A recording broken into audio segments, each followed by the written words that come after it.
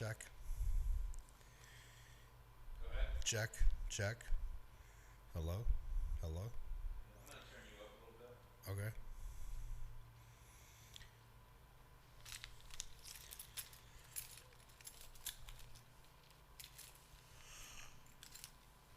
You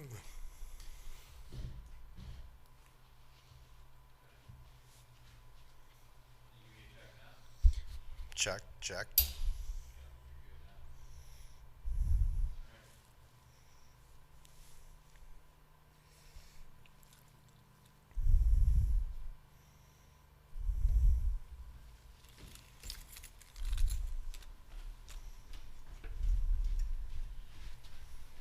Good morning. It is 10 o'clock, and this is Uneducated on Fridays.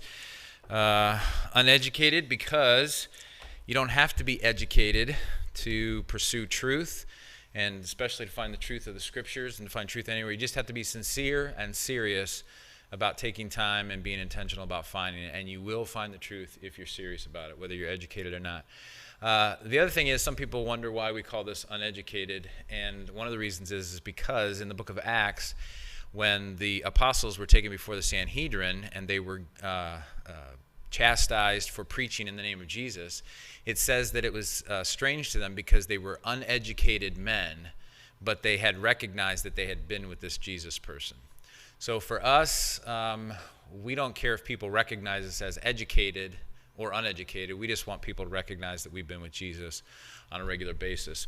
So I have guests here with me, Marshall Olson today. Marshall, it's good to have you here. Hello. Thank you for having me. I am going to run just real quick. I'm going to open up my Facebook just to make sure if we have any comments, people are commenting and all that good stuff. Marshall, anything good been going on in your life recently that you want to share real quick with us? Well, our baby's huge.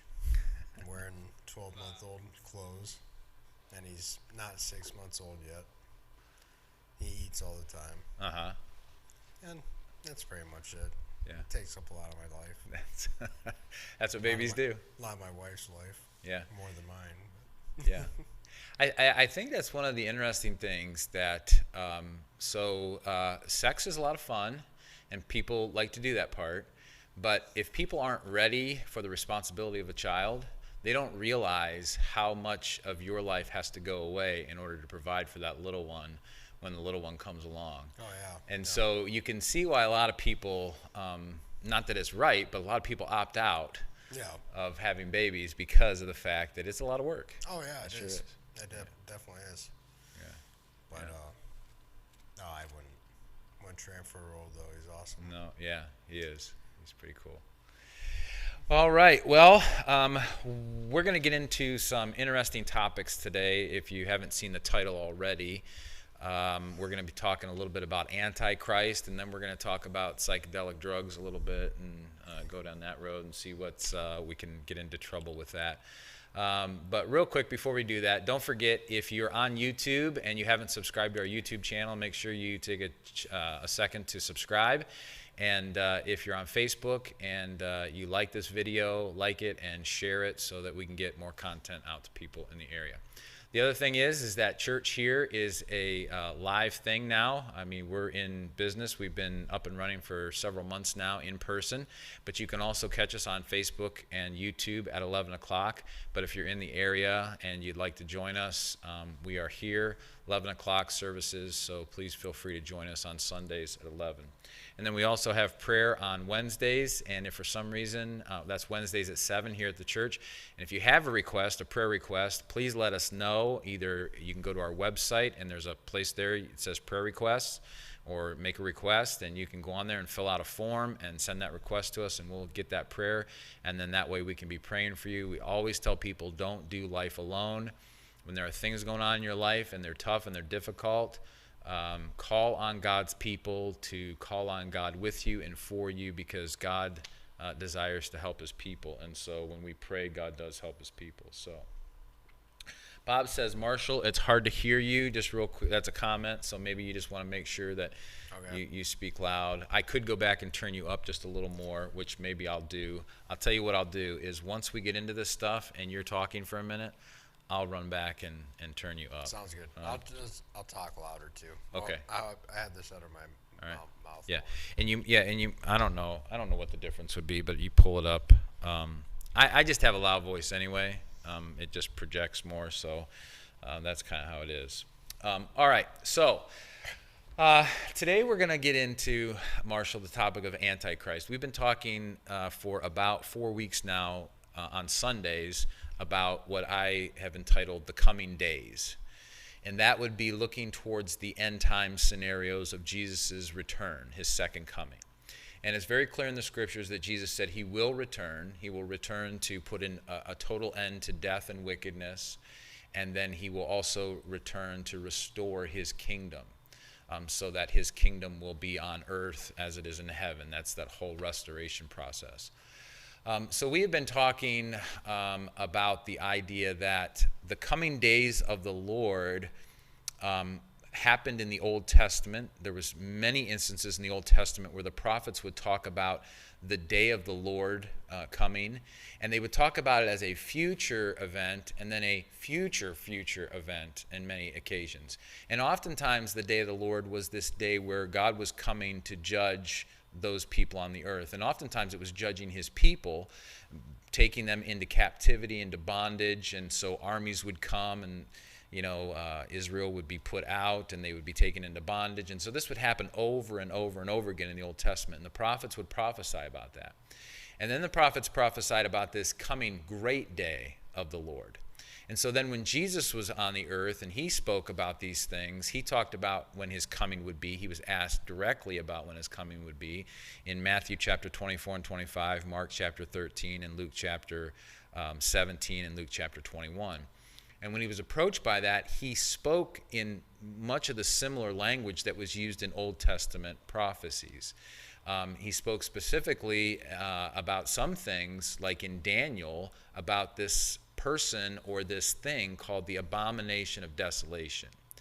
And so many people, when they hear the phrase abomination of desolation, they automatically think of Antichrist. And Jesus did speak of the abomination of desolation. But Jesus himself, in these different passages, didn't necessarily speak of an Antichrist rising up.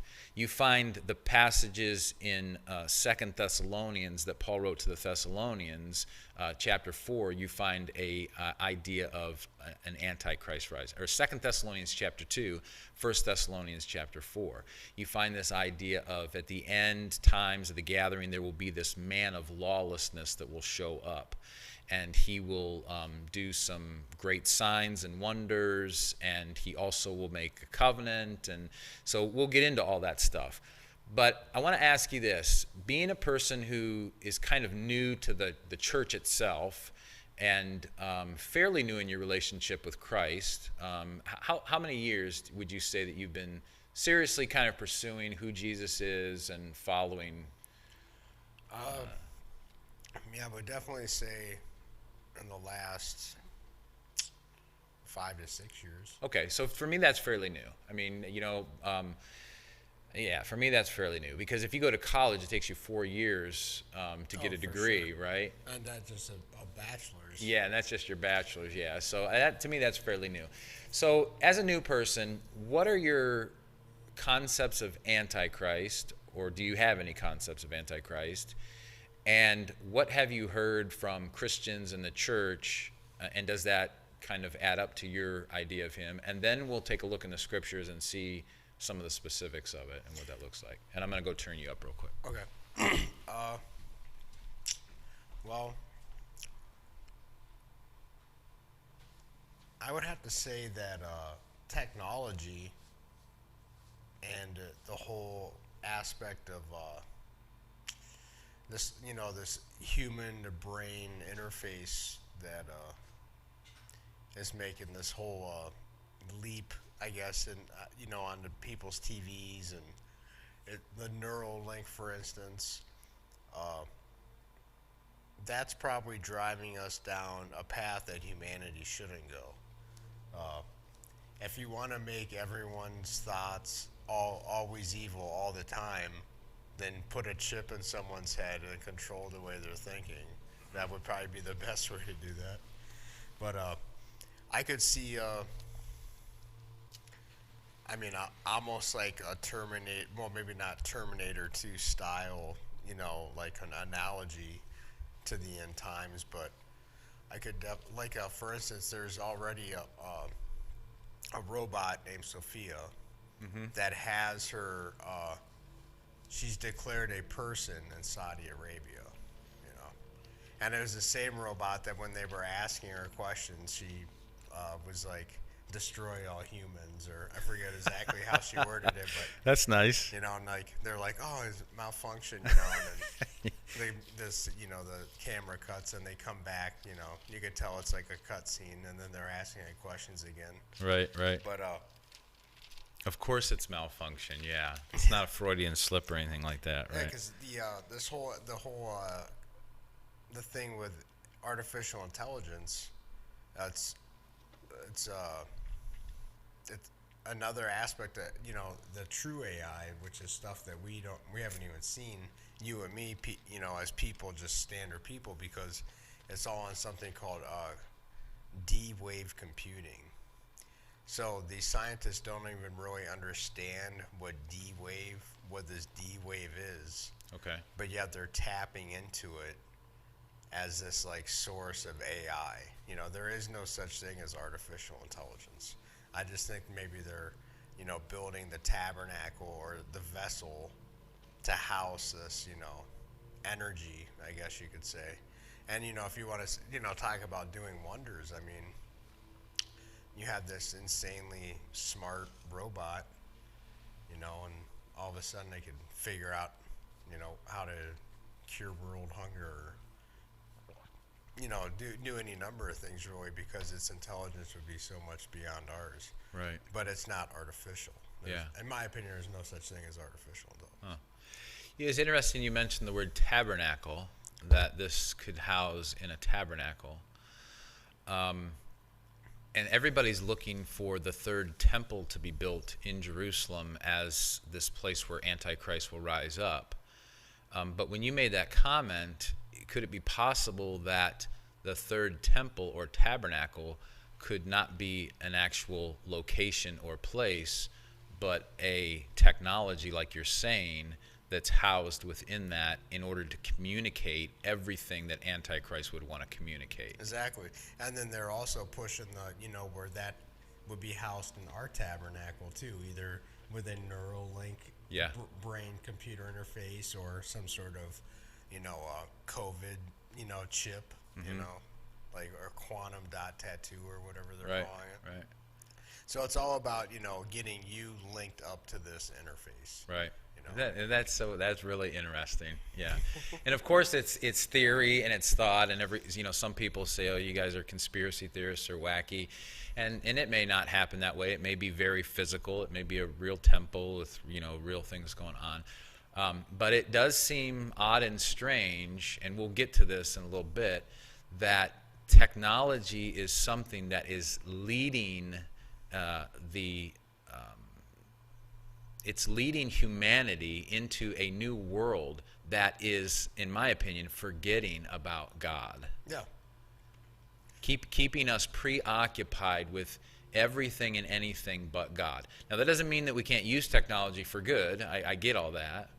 But for the most part, it seems to be leading us down this road that is helping us to forget about God. It does everything that we need to do so that we don't need a God anymore, almost. No.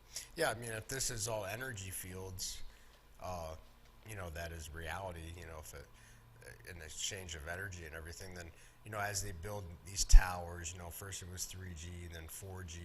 Like, for instance, my dad had to go get a new flip phone because they're cutting off all the 3G service. So everything's going to be 4G, Yeah. So Right. then soon everything will be 5G, but by then they'll be introducing 6G and Right. whatever else they're introducing. But I mean, think about it like this, so say they got it to the point to where, they have this 5G up and running, and then inevitably 6G, and we're all linked to this now through some sort of human, interface where it's in our bodies, I'm at, like, if you were able to see, the invisible energy fields, it would look like some sort of gigantic kingdom covering the earth because everyone would be connected to it in some sort of, you know what I mean, Right. vast, spider web or network, Right. Yeah. it's all emanating from these towers. Right. It was Right. just, if you could see that with your eyes, it would probably be, it would look like just this all-encompassing, like almost like a mist or something over Right. the planet. Right. And a real quick and easy way to illustrate how that is affecting the way we do things is our economy. I mean, our money transactions and everything now, for the most part, is done electronically. Yes. Whether it's paying a bill online, getting paid electronically now. Most people prefer to get their money, put right directly into their bank, and they never see cash anymore. Yeah. They just use these things. And so that's an easy way to see how technology is bringing us into this network that is non-physical, but yet is controlling and governing how we live Yes. life. Yeah. Interesting. I always thought too, like in my own head, like, well, I don't know if you ever heard of the 2045 initiative, but it's like this global, basically a global group of scientists, and basically they're propelling us to where, we would live forever is what they're trying to sell on everybody, where you can live forever inside of like basically a computer system, and when you're and the preliminary steps leading up to this, it's first there's life expansion technologies, and then there's take your brain out of your skull and put it into a robot, and Right. Right. and or it's controlling a robot autonomously with some sort of headset first, and it's these stages that they wanted to see humanity go. And man, the thing is there's such breakaway technology. There may be some billionaire somewhere with this doing this right now, Right. and we would never know Right. because it's not like the news would talk about Right. anything like that. Yeah. Even Elon Musk, if you're going to find what he's doing, you're going to have to go on YouTube and really search. Yeah. Because nobody's really talking about it in mainstream media. But he is like the thing you're talking about the neurotransmitter, put it in your brain. Most people would think, oh, that's not happening. No, that's happening. It's literally They're happening. starting their actual human trials Yep. here soon, if not already. Yeah, there's over 100 little wires that a robot puts into your brain, and the wires are like the 10th of a thickness of a hair. Right. So it has to be a computer or a robot putting it into you because of it's so precise. Yeah. Yeah. But then it's basically you can control everything that any smart technology, like if you have like your stove connected to your refrigerator and your heater and your locks, and it's all running through an app on your phone, now you can control that through thought. Yeah. It's pretty wild to think about, but Yeah. I was, somebody had mentioned to me, this is probably 15 years ago, maybe not quite that long, but it's pretty close, that there was coming a day where when you wanted to send an email, you would just think the email and send it. yeah, And of course, back then, I was like, how are you going to do that? That would have to be almost demonic. oh yeah, And now, maybe it is demonic, but the way the technology they're coming with, if they have an implant and it's connected Wi-Fi, you would be able to think and write that email in this whatever chip is in, or whatever's in your brain or whatever's connected to those areas of the brain that stimulate, and then send that out just with a thought. yeah. And I know people think that's crazy, but it's up and coming technology. Yep, and I see the really bad dangers of this. For instance, people would like, well, I don't have to go to school because I can just download the information. Anything I want to look up, I can look it up at the drop of a dime, Right. Through thought. Right. But at the same time, okay, well, you're only as smart as they will allow you to be. Yes. Because all this information is already pre-approved by the people, giving you the technology. Right. Not to mention, what will we find out in years to come? What happens to a brain that is only stimulated and never actually worked? Yeah, true. And I don't know how that would look, but there has to be something that the brain, how we were created, that we are expected to intentionally pursue things and discipline and work on things to get things. And if it's just spoon-fed or hand-fed, that we don't even know really what that looks like. Yeah, and plus too, it may also sever anyone who potentially or already has, this spiritual connection to God, it could sever that tie too. Yeah. I mean, you never know. Right. Okay, well, I just want to read to you a text real quick, and this is what John writes in his letter, the First John. He has the Gospel, and then the first 3 letters of John, and then the book of Revelation, as long as it's the John that we believe that wrote these.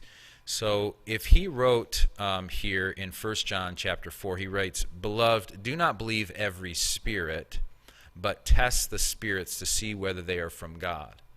Now, many people would think that that's like if you tell me something, I would have to test to see what you're telling me is true, which that's one way to perceive that. But if he goes on, it says, because many false prophets have gone out into the world. By this you know the Spirit of God. Every spirit that confesses that Jesus Christ has come in the flesh is from God. And every spirit that does not confess Jesus is not from God. This is the spirit of the Antichrist. And then he goes on to say, of which you have heard that is coming, and now it is already in the world. So John says the spirit of Antichrist was coming, and it was already in the world when he wrote here. I can see that. And it continues to build. The spirit of Antichrist continues to build up. And I think we're seeing it, like some of the things we're talking about today. We're seeing that spirit of Antichrist because it totally flies in the face. It wants to create man as an autonomous being, meaning we're self-governing. We can do everything ourselves. We don't need a God. And that's where it's shooting for. And it takes us all the way back to Genesis chapter 11, the Tower of Babel. Takes us all the way back to Genesis chapter 6 and the idea of the angels, the fallen angels or the watchers who came down and cohabitated. And ultimately takes us all the way back to Genesis chapter 3 where God said, hey, let me govern your life. And if you let me govern your life, things will go the best they can for you. But mankind said, nope, we're gonna do this on our own. We want to know good and evil, and we're going to figure this whole thing out ourselves. No. And so that spirit of anti-God, getting God out of everything, is even seen, I noticed, I don't know if you noticed this, but in the vice presidential debate the other night, there was a moment where it was almost like the tension was, listen, one party is all about science, the other party is not. And I think the view is that it's because you're Christian or you have conservative values, so you're not scientific, but we're all about science. So it's almost like the world is trying to, there's this spirit that's trying to get people to decide one or the other. Yeah. Are you going to be science driven, or are you going to be driven by your religion or God? No. And if it's your religion or God, well then you're outdated and you might as well forget it because you're not very smart and you can't accomplish a whole lot. And yet there's no middle ground for people. No, unfortunately not. Yeah. But even the science, that they're peddling, it's, like in previous shows that I've been on with you, I mean, where we kind of touched on that, it's a lot of it is BS anyway. Right, right. And so when I hear the word scientist, like I automatically think liar. Like okay, yeah, gotcha. Either by his, a useful idiot or someone that's in on the take and is just lying to collect a paycheck. Because most scientists aren't rich. You know what I mean? Right. So any rich scientist you see on TV, he's getting paid to be there. That's a good point. I never thought about that. Yeah, never thought about that. So a lot of them will probably say whatever the person paying their check is or writing the check is going to say. Yeah, I never thought about that. Well, let me read this too then, because Paul then talks about a coming day when there will be a man, a person, and yet he goes back and forth with the way he describes this person or this man. So in Thessalonians chapter 2, Paul says, listen, I don't want you to be deceived, and I don't want you to think that if you receive a letter or there's a spirit that comes to you, or you get some kind of information that sounded like it came from us, I don't want you to be deceived. And then he says this. He said, let no one in any way deceive you, for it will not come. This is concerning the day of the Lord, he says, because some people were saying that the day of the Lord had already come. And Paul says, no, this is how you're going to know the day of the Lord. Let no one deceive you, for it will not come unless the apostasy comes first. Now that word apostasy means revolt or rebellion. So we know there was a revolt and a rebellion in the garden. We know that there was a revolt and a rebellion in Genesis chapter 6 with the Watchers. And we know there was a revolt and a rebellion in Genesis chapter 11 with the Tower of Babel. And so he says there's going to be this major revolt or rebellion that'll come first, and the man of lawlessness is revealed. Now, when you read that in the Greek, it could mean that they're both going to happen at the same time, or they're going to happen in order, meaning the apostasy happens and then the man of lawlessness is revealed. So you really can't fight or argue, because I think it can be taken either way. But either way, you have this revolt or rebellion, and then you have a man of lawlessness being revealed, and then he calls him the son of destruction. And it says he opposes and exalts himself above every so-called God or object of worship, so that he takes his seat in the temple of God, displaying himself as being God.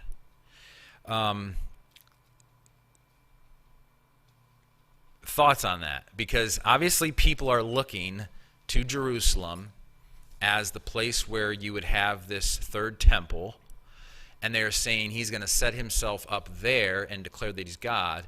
However, it's a little strange because it says, but he's going to set himself up over every god, meaning the Muslim God's not going to get like a pass. No. Buddha and Hinduism, they're not going to get a pass. He's going to tell the whole world, all y'all got it wrong, and I am God. Mm-hmm. He's going to set himself up as being God. And so just if you want to speak to that just for a second, because I think technology could easily do that, could help people do that. Technology, yeah. Also, I mean, another aspect to this too. Well, imagine, there's a lot of theories, I guess. But one would be almost, you have technology, and then think of like maybe like a hologram, like a holographic projection, right, of like Pope John Paul II or something like that, Okay. Because it says, he comes back from the dead, and he has this wound and all this, and another part, Yeah. So you're okay. All right. So if you were, so Pope John Paul was assassinated, is that right? Did I remember? I'm not 100% sure. I'm just making an analogy of, yeah. You know what I mean? Like there was someone that was this great, Okay, so you're just creating a scenario. Yeah. Gotcha. And you have this like great, like figurehead or leader of the church that is already dead, but then then now he's reanimated again, but in like and basically in a computer. Right. Right. And then another theory I have, or not only me, but I'm sure other people have it too, but imagine if quote unquote space aliens landed, right? How much the world would freak out. And not only would the world freak out, but pretty much anyone that's still like for instance me, I'll be like, sorry, I'm with Jesus on this one. Yeah, right. But all those people, I mean, humanity would have the bulk of humanity would have no problem throwing people like that to the lions. Oh yeah. Again. Right. Because it'd be like, religion, that would be the number one thing to me, where all these people on the fence, and they're all on the fence about this topic because they've been placed on the fence since they were born, essentially, because we're born into this world that's already been, the stage has been set, right. And typically set to fail spiritually. Right. And that would be like the nail in the coffin. Yeah. You've had this false flag, phony light show in the sky, and then you got these three unclean spirits that they parade around on TV, and they promise you 500-year life expansion and all this stuff, and right, and all their advanced technology, and maybe that's what brings, the technology, that, something even beyond what they're even telling us and showing us on Right. TV. I don't know. Yeah, I would agree. And what you were referring to, just in case people were thinking, well, why would Pope John Paul have to come back or something like that? But it says in chapter 13 of Revelation that the dragon stood on the sand of the seashore, and John says, then I saw a beast coming up out of the sea, having 10 horns and 7 heads. On his horns were 10 diadems, and on his heads were blasphemous names. And the beast which I saw was like a leopard, and his feet were like those of a bear, and his mouth like the mouth of a lion. And the dragon gave him his power and his throne and great authority. And I saw one of his heads as if it had been slain, and his fatal wound was healed, and the whole earth was amazed and followed after the beast. So whatever this head is, maybe a person that's working with this beast, or a leader in the whole community of the beast, or a certain technology or whatever, but it's going to be wounded as if it were slain. So it appears that it's going to be dead. It's going to come back to life, and then people are going to be amazed and follow after the beast. So that's what Marshall was referencing, the idea of someone coming back as a person, which I think Paul makes it clear, and I think Revelation makes it clear, that the demonic realm is going to use human beings to fulfill their plan here on earth. Yeah. Now technology may be a huge part of that, but they're still going to use a man to propagate it, to move it ahead. And so I think we have to be careful how we see all of these different things, because eventually you're going to find that there's going to be not just a man, but there's going to be several men or women involved in some kind of coalition that is going to take us down back to this kind of road to Babel, where we are saying, hey, we are the gods. We determine our future. We take care of climate change and all these things. We're the ones that do all this. We're not going to sit around in a back room like a bunch of ancient people and pray that God would send rain. No, we're gonna spend lots of money to figure out how to stop carbon monoxide emissions. Now, there's nothing wrong with being scientific, but the science pushes and says, no, we're not going to pray. We're going to fix this all on our own. Yeah, exactly. And so, and that's the big problem with, that's why, science and religion could totally coexist, and that would be the ultimate thing to better humanity. Right. But there's, for whatever reason, people think it's separate. Right. That's really not science. It's just the how to understand God's creation. In my opinion, that's what science should be based on. Right. No, I would agree. So if Antichrist shows up, it appears that he's going to be a person. It's going to be all physical kind of stuff, but it could have to do with technology and the things that are going on. But something I wanted to get into, and we're about halfway through. So something I want to get into, that someone sent me a video of an interview with Joe Rogan and a guy by the name of Brian Murarsku, I think is maybe how you pronounce his name, and then also a gentleman by the name of Graham Hancock is in that video.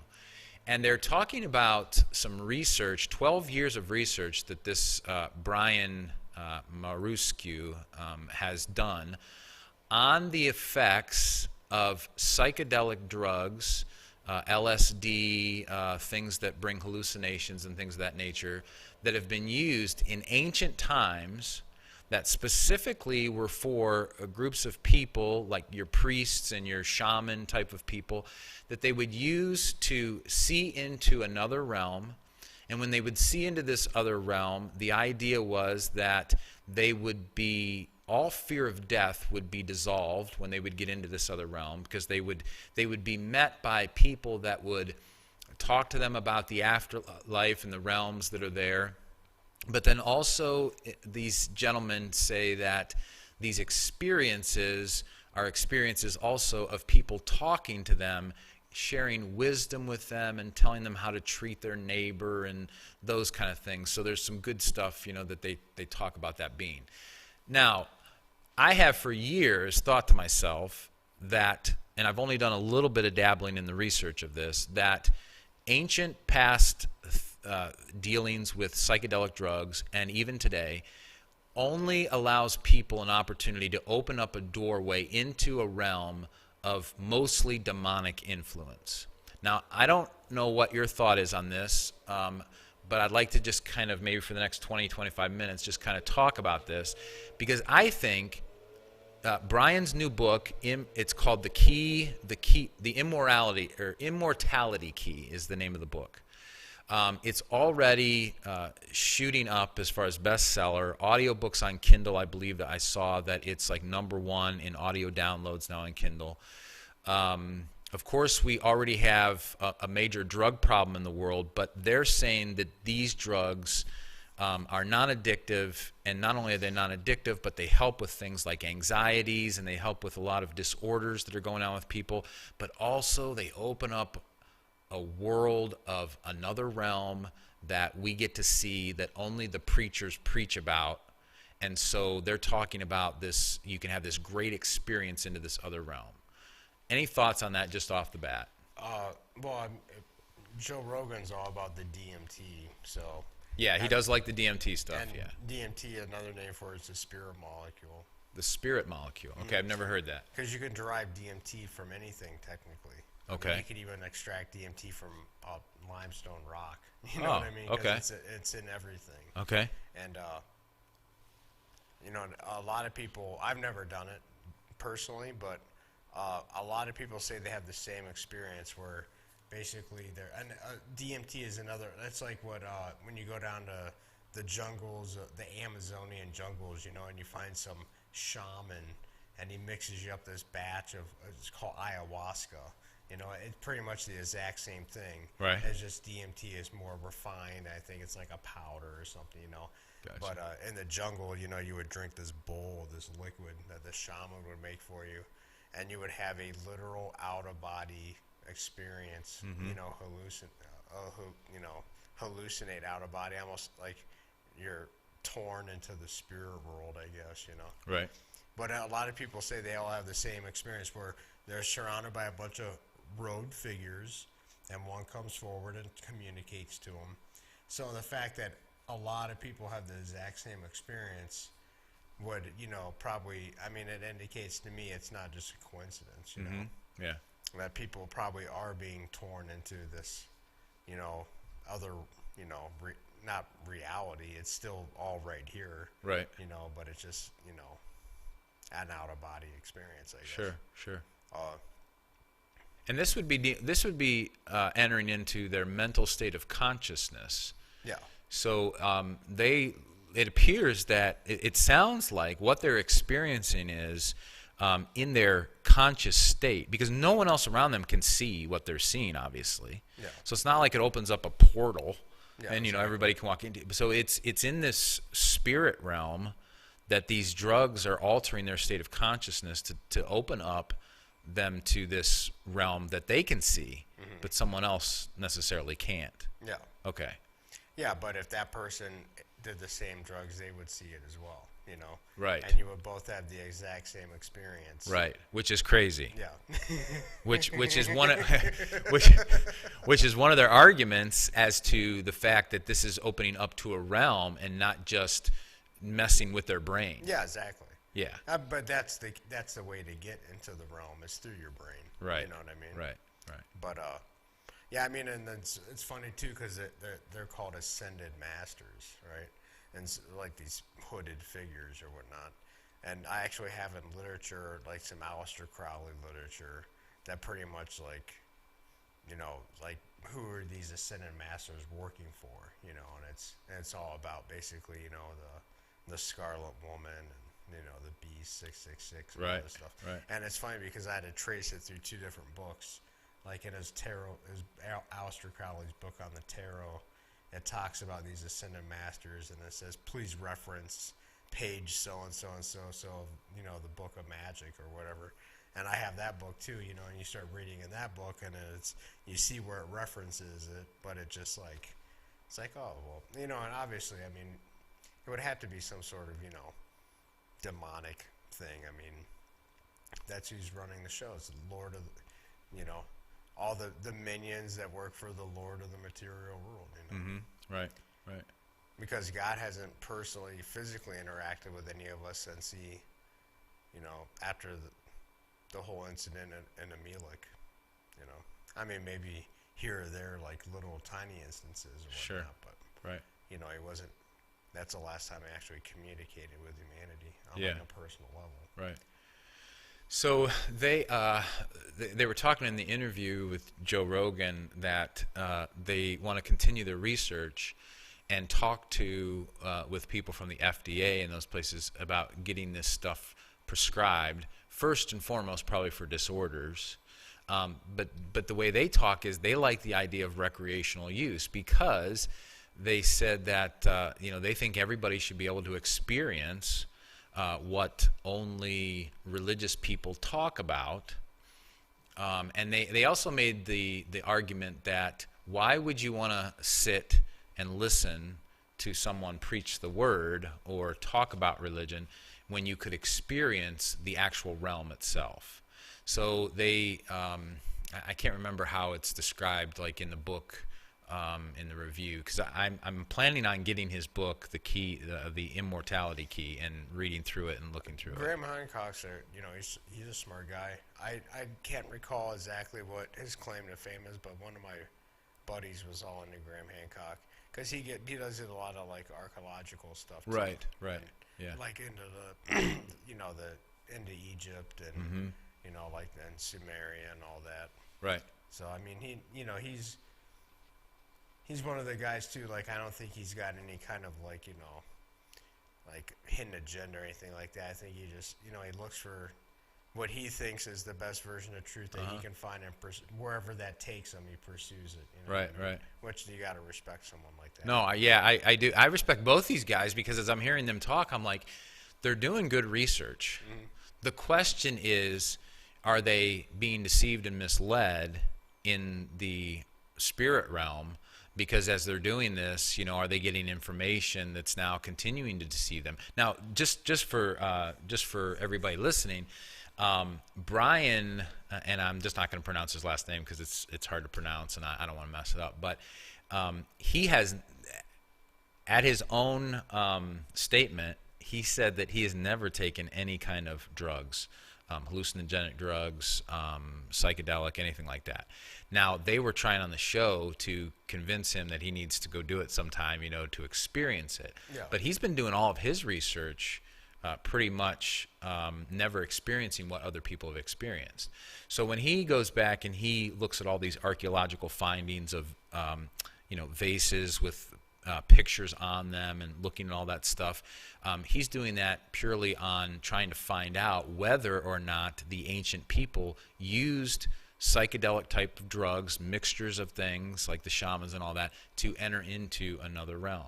And it's interesting that not only has he spent the last 12 years of his life trying to figure this out, and now trying to show that maybe this is a reality, but what I think it does is it opens up the door for the entire population, almost 8 billion people on the planet. A small number of those believe that Christ is the way. It opens up a door now to bring people into the spirit realm in a way that will lead them astray demonically, as opposed to leading them back to the truth of Jesus. Yeah. Because it wants to exclude the word to a degree. Matter of fact, he brings up the idea that he believes that if you go to 1 Corinthians, where Paul is talking about the communion, and he has done some research in that, and he says that the communion elements, that he believes that Paul was speaking to the people in Corinth because they were mixing stuff in their wine, and it was causing problems and making some people sick and even killing some people. Now, the problem I have with this is that, okay, like I look at him and I go, man, your research is good, but your Bible interpretation, I think, is terrible. And the reason I say that is because if I just read this real quick to you, you let me know what you think Paul is saying in this letter to the Corinthians. He says, I received from the Lord that which I also delivered to you, that the Lord Jesus, in the night in which he was betrayed, he took bread, and when he had given thanks, he broke it and said, this is my body, which is for you. Do this in remembrance of me. And in the same way, he took the cup also after supper, saying, this cup is the new covenant in my blood. Do this as often as you drink it in remembrance of me. For as often as you eat this bread and drink the cup, you proclaim the Lord's death until he comes. Therefore, whoever eats the bread or drinks the cup of the Lord in an unworthy manner shall be guilty of the body and the blood of the Lord.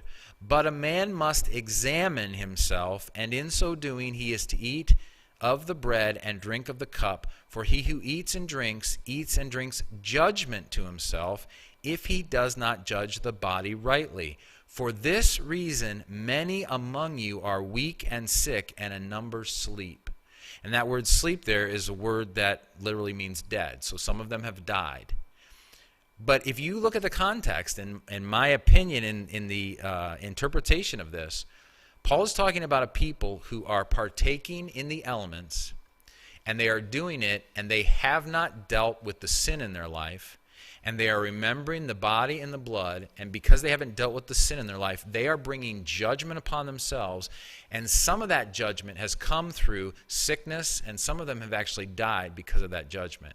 And it has nothing, I don't see Paul in any way saying, you guys are mixing strange herbs in your communion wine, and that's why some of you are dead.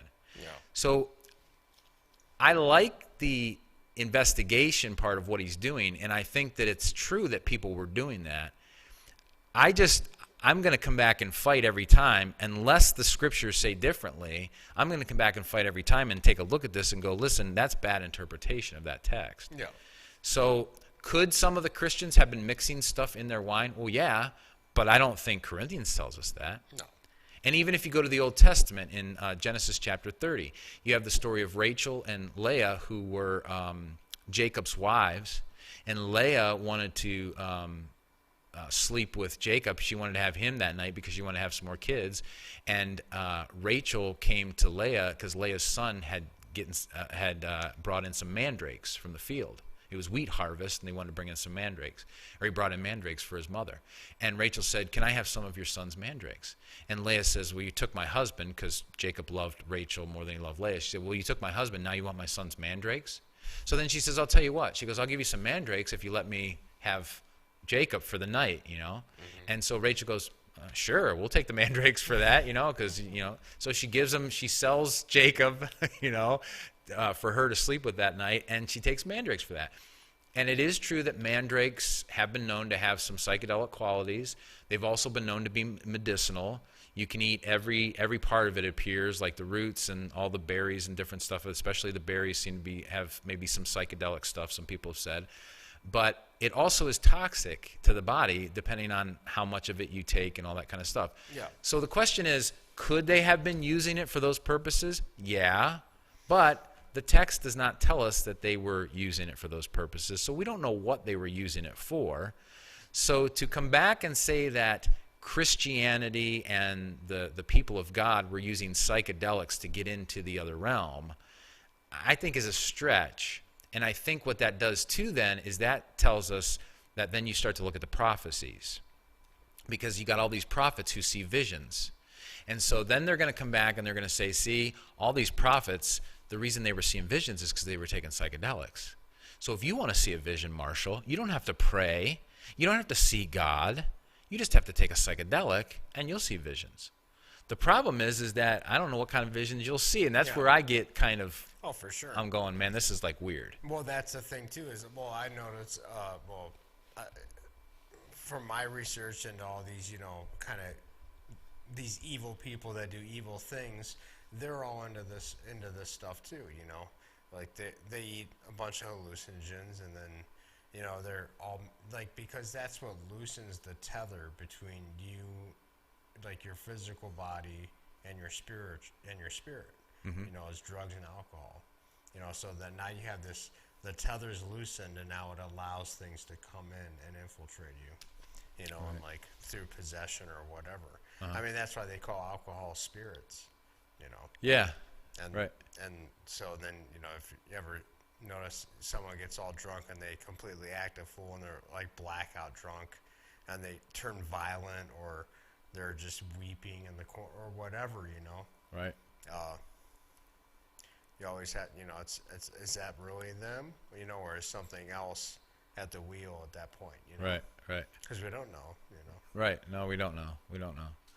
So yeah, I like and the reason I wanted to bring this up, and I'd like to bring it up maybe in future episodes as we do more research on it, is because I really struggle with looking at the world from a Christian perspective and seeing people do really good research and then not being able to have a logical and good response to that research, because it's too easy for people to be deceived and run that way. Yeah.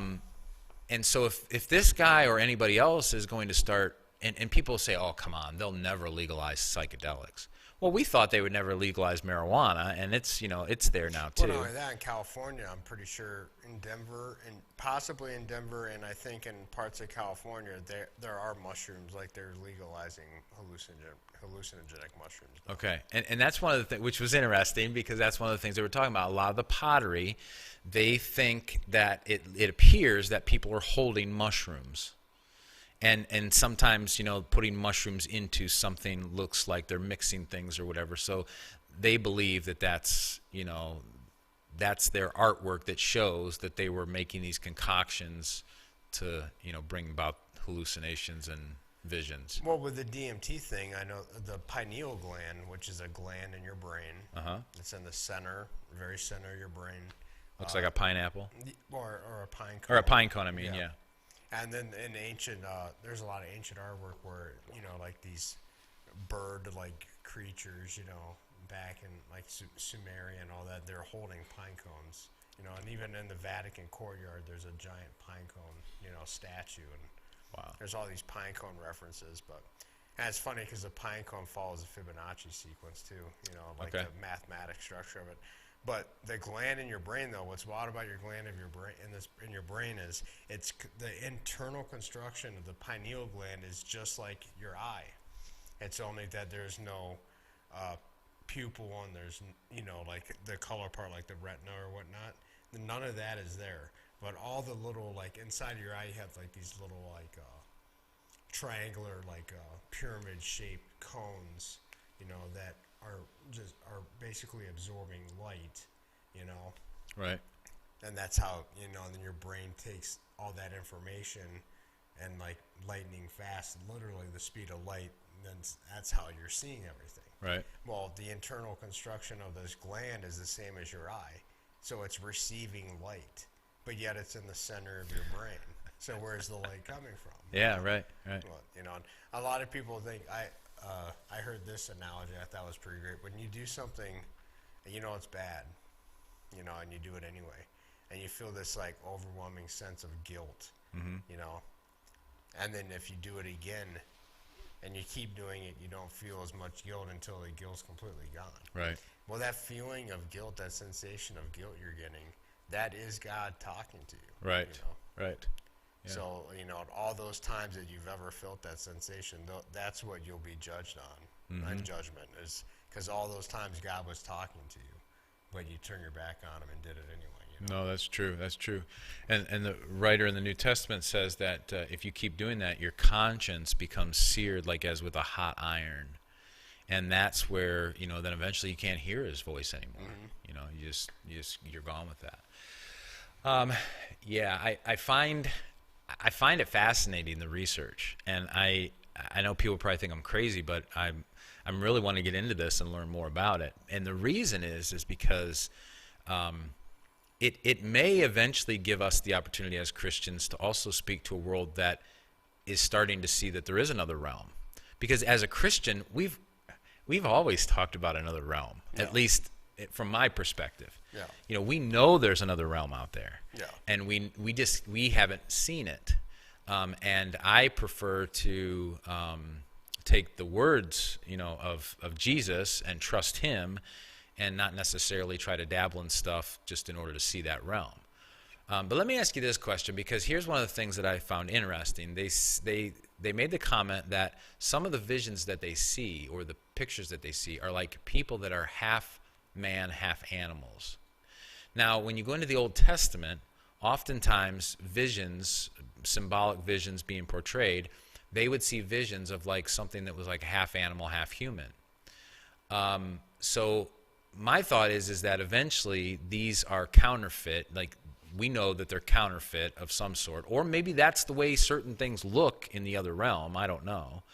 But the idea is that, you know, people, again, are going to be able to make an argument eventually if people who have gone into the other realm with these drugs and they've seen certain visions that Isaiah saw and Zechariah saw and things like that, then people are going to go, wait a minute, maybe they did just do psychedelic drugs. Maybe they weren't just praying and God did this to them and took them into this other realm and showed them this.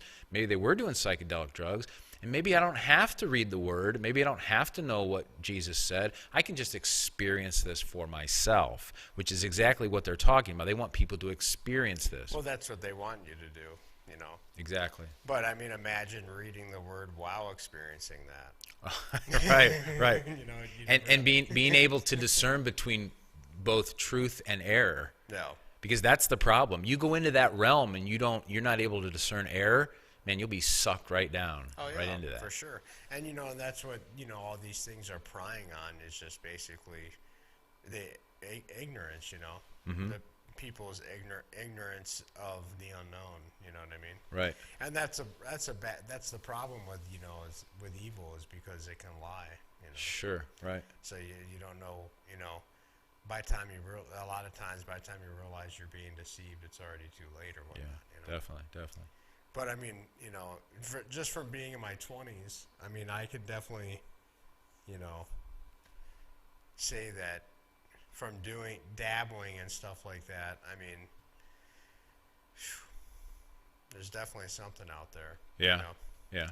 Like when I was working at the Ledges, you know, one night, like an off night, all the guys, like, there was this stuff called salvia, and I thought it was. Is this some kind of a concoction or a hallucinogenic It's drug?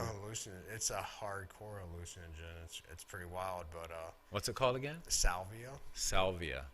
But and so it's like it's basically a root that you smoke, but you have to like use a high heat, so you use like a propane torch, you know. And man, I felt like, you remember Lord of the Rings when Frodo puts the ring on. You know, I don't. I've tried to watch Lord of the Rings and I never had time to watch the whole thing. So. But I mean, and what was wild, so it almost felt like my body's flipping, like you take a book and flip through the pages, while simultaneously like sinking into the floor, and then like, you know, it's just everything's kind of gray, and then there's this like figure floating above me, and it had like two heads, right? It was like these merged heads. But long story short, after all that process and everything, and I had come home for a weekend or whatever, I did some research and looked it up, and that's actually a Greek god named Janus. No way. Is what I saw. As this, you know, whatever it is I saw is this thing that it's some Greek god named Janus, where it's two heads. It's just this floating two-headed thing, you know. So it may be like this. These people may be interacting with watchers, you know. What I saw could have been a watcher, you know. Right. You never know. Yeah. And, 'cause I mean, was there any kind of communication going on? no, but what was wild, so I could see it, but it almost was like it would look beyond me, almost like it was used to seeing me, you know. And then it wasn't until like I could tell like that it didn't like the fact, like I think it realized that I could see it, you know, and it didn't like that too much. It didn't like that I could see it, you know. But then by then I was coming back too. And the wildest thing, like because I've, you know, dabbled in all kinds of things in my 20s and whatnot, but nothing like this though. This was super intense. Wow. And it was wild because when I came back, I had no recollection of having a body or limbs or anything, and then and I'm like, oh wow, the room's spinning, And then I realized, well, the room's not spinning. I'm on the floor spinning in a circle where I was like spinning for like 10 minutes, I guess, or something. Wow. That's what everyone told me. But yeah, I mean, it was pretty intense. And you didn't realize you were even doing it. But I just thought that was so wild that whatever it is, this like entity that was there was straight up something that Greeks and Romans were talking about thousands of years ago too. Right, you know? right. So I just want to share something real quick, and then if you have anything else, and then we'll let people go. But one of the things is this, that obviously, if you've heard this discussion, we are saying it's it is a bad idea to take hallucinogenic drugs and psychedelic drugs. Very bad idea. But there is a movement of people, and there are researchers, very legit researchers, that have been looking into this for a while, and that are looking into this, and now writing books and material that millions upon millions of people are going to be reading.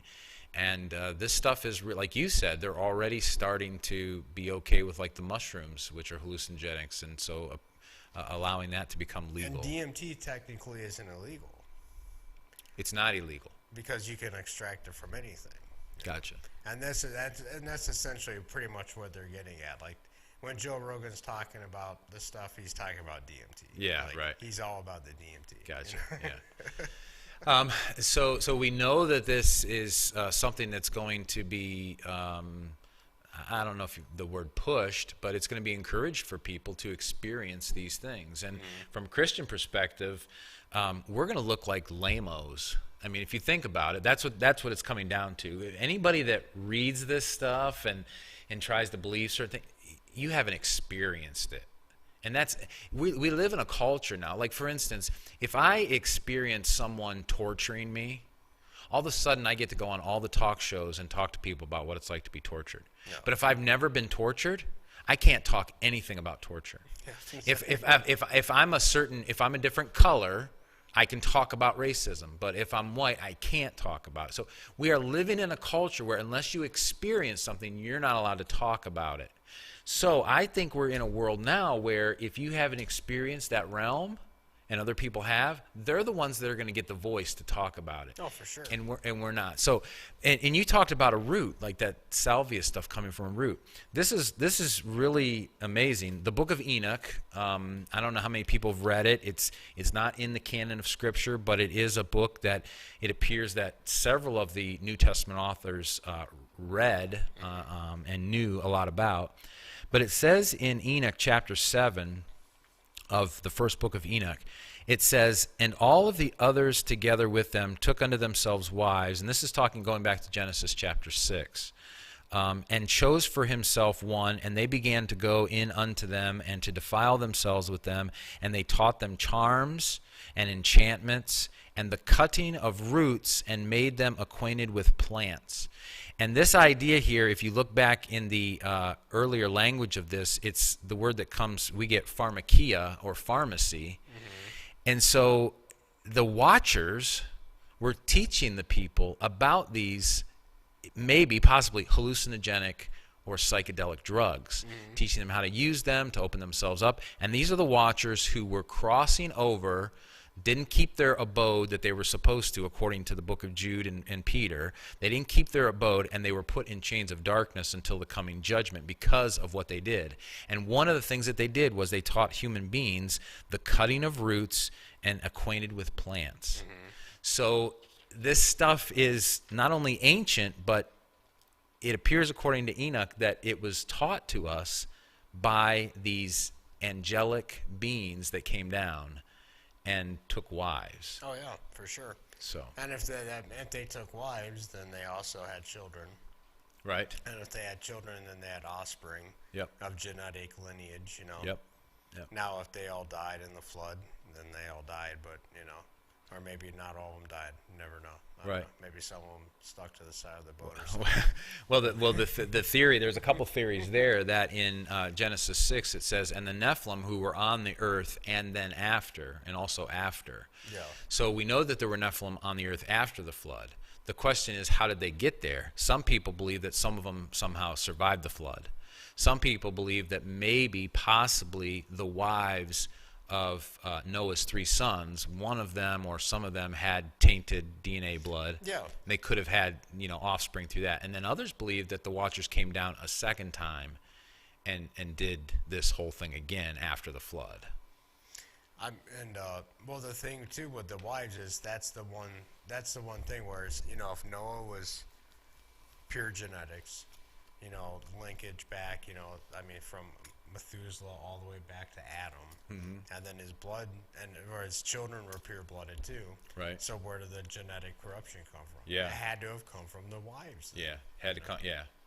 That's the only, Plus, if they were all one people, then that means they were one race. So where did all the races come from now? You know what I mean? Yeah. Well, they had to spring forth from Noah's sons.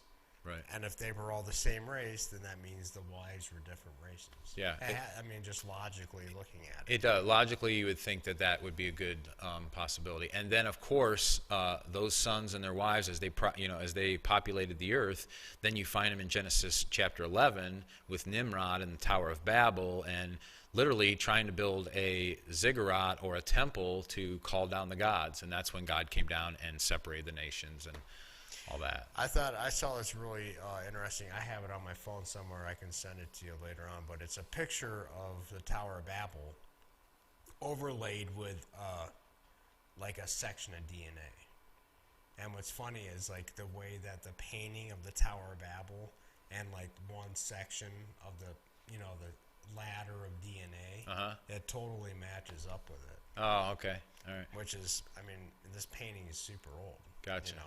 So it's way older than, DNA study and right to know what the actual, chains and, amino acid chains look like. Right. But yet it totally follows the, the visual description of Tower of Babel. Right. Which I thought was pretty ironic because, that would be, then that's pretty much what they're doing now, with this whole the movement of technology is they don't need to build an external Tower of Babel anymore because they can build it in each and every one of us. Yeah. You know what I mean? Right. Makes sense. It's unfortunate. Yeah. Well, Marshall, would you mind coming back again? Oh, yeah, definitely. I We'll definitely enjoy it. It's just, I was pretty busy there for a couple weeks and whatnot. Then I just, I get to bed really late, so. It's that baby thing. Yeah. No, babies are great. But yeah, because I want to continue to walk through this because I think as we walk into the future, we're going to see that, I think what I just said is we're going to see that the world has already tried to downplay what the scriptures say about who God is. But I think we're going to get to the point now because everybody's all about experience. That if this is something that's going to walk in the future, we're going to have to figure out a way, and it's not, I don't think we're going to say, hey, Christians, we need to start doing LSD so that we can have experience and tell other people. But I think we're getting to the place where we're going to have a world that's going to say, you people telling us truth from a book is nothing compared to what I experience. And the people who experience these things are going to be now the professionals on it. They're going to be the ones that people want to listen to because they experienced this. And I think we need to figure out really how to speak clearly and confidently about the truth so that people aren't deceived. Because I think it's part of the coming deception as I look at it now. Oh, yeah. It's Nikola Tesla had a great quote. It said, "You may live to see man-made horrors beyond your comprehension." Wow. And that's pretty profound because, that's where technology is to a state where I don't even think the common man understands where it really is. Right. And that's been done intentionally. That way, when they use it against you, it's going to look otherworldly. Yeah. Right. Yeah. All right. Well, thank you all for joining us. It's been good being with you wherever you're at. And we're going to continue to follow after some of this discussion from week to week. We'll try to get in there. But don't forget, if you don't have a local church and you're in the area, we are here at 11 o'clock, so please join us for worship. Other than that, have a great weekend. And because I have to go back and be the the tech guy. I had to go back and shut this off. All right. So you guys have a great weekend. Enjoy the weather. I don't know what it's supposed to be like, but it looks nice out there today. Yeah, So it's pretty nice out. yeah, actually, April and I tomorrow are going to a marriage conference. Okay. Not because we need it. No, actually we do. But that's one of the things that our district has provided for us each year. It's a pastors and wives retreat. But this year, because of COVID, it's not a retreat. It's just like a conference. Okay. So there's going to be some guest speakers there, and so that'll be good just to get away with April. So April and I are going to enjoy the weekend, and so you get out there and do something fun for the weekend. Marshall, thank you again for being here. Appreciate it. Thank you for having me.